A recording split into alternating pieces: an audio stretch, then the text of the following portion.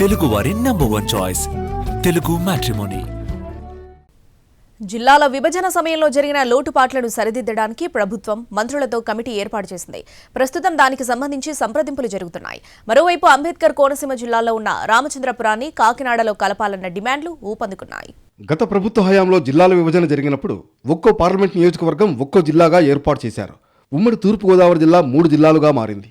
Kakinada parliament Kakinada జిల్లాగా, Amalapuram parliament Ambedkar Konaseema జిల్లాగా, Rajahmundry parliament తూర్పుగోదావరి జిల్లాగా కొనసాగుతోంది.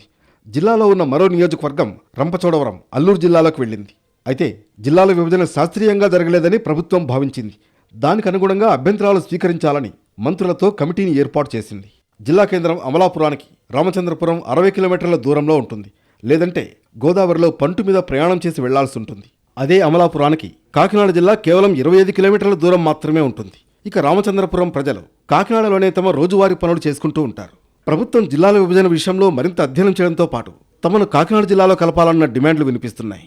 మరి ప్రభుత్వం ఏదైతే కొత్త జిల్లాల ఏర్పాటులో మరి ఏదైనా లోటుపాట్లు ఉంటే సవరిస్తామని చెప్పేసి ఒక సబ్ కమిటీ వేసిందో అందులో భాగంగా మరి ఇప్పటివరకు కోనసీమలో ఉన్నటువంటి రామచంద్రపురం నియోజకవర్గాన్ని కాకినాడ జిల్లాలో కలపాలని భౌగోళికంగా మరి గోదావరి అవతలకున్న దాన్నే కోనసీమ అంటాం తప్ప మేము కోనసీమ వాసులు అవ్వం ఎప్పటికీ కూడా. కాబట్టి ఒక సెంటిమెంట్ గా కోనసీమ జిల్లా ఏర్పడింది కాబట్టి మేము కోనసీమ వాసులు ఎప్పటికీ కావు కాబట్టి మమ్మల్ని కాకినాడ జిల్లాలోనే కలపాలని, అదేవిధంగా మరి భౌగోళికంగా గోదావరి దాటి ఇప్పుడు వరదలు వస్తూ ఉన్నాయి.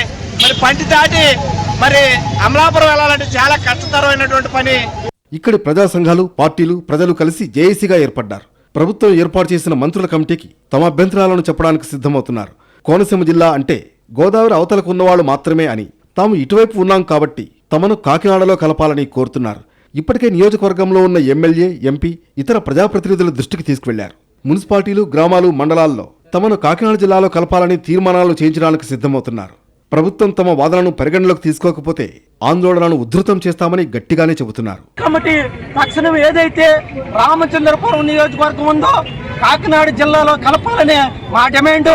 అదేవిధంగా ఇక్కడ కార్మిక శాఖ మంత్రి వారు ఉన్నారు, ఆయన కూడా మరి కూటమి ప్రభుత్వం కూడా ఈ జేఏసీకి పూర్తి మద్దతు ఇచ్చింది. అందుకోసమే మంత్రి గారు ఒకసారి సబ్ కమిటీ కూడా దృష్టిలో తీసుకెళ్లి ఈ ఏదైతే రామచంద్రపురం నియోజకవర్గ సమస్య ఉందో ఆ సమస్యని తేల్చాలని, లేని పక్షంలో పెద్ద ఎత్తున మొత్తం రామచంద్రపురం నియోజకవర్గ బంధులు, ధర్నాలు, రాస్తారోకలు చేస్తామని తెలియజేస్తున్నాం. మొత్తానికి అంబేద్కర్ కోనసీమ జిల్లాలో ఉన్న రామచంద్రపురం నియోజకవర్గాన్ని కాకినాడ జిల్లాలో కలపాలన్న డిమాండ్లు పెరుగుతున్నాయి.